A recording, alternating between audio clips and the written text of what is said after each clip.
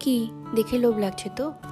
কোয়ার্টারের নিচে কলা গাছটা দেখে অনেক দিন ধরে ইচ্ছে হচ্ছিল জানো, তাই আজকে একটা কলা পাতা নিয়ে চলে এলাম কাতলার পাতুরি করবো বলে।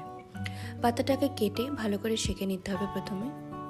এই রান্নায় যা যা ইউজ করেছি তা হলো পেঁয়াজ কুচি, লঙ্কা পেঁয়াজ বাটা, সর্ষে বাটা। কালো সর্ষে ইউজ করো, স্বাদটা বেশি ভালো আসবে। এরপর একে একে করে হলুদ গুঁড়ো, লঙ্কা গুঁড়ো, পরিমাণ মতো নুন, সর্ষের তেল দিয়ে ভালো করে মাছটা মেখে নেব। বাঙালি মাছ নিয়ে এতটাই অবসেস যে ছোটবেলায় মা পরীক্ষা দেওয়ার আগে বলতো, একটু মাছ খেয়ে যা, পরীক্ষা ভালো হবে।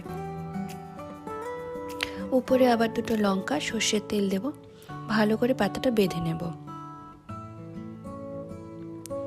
আগেও বলেছি মাছ ভাজতে গেলে আমার গায়ে জ্বর আসে, তাই আমার মতো অলস রাঁধুনিদের জন্য কিন্তু এই রেসিপিটা খুবই হেল্পফুল।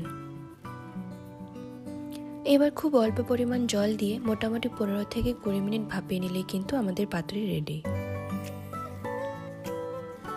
শীতের দুপুরে গরম ভাতের সাথে এরকম একটা পাতুরি দিয়ে মধ্যাহ্নভোজন দারুণ জমে যাবে কিন্তু।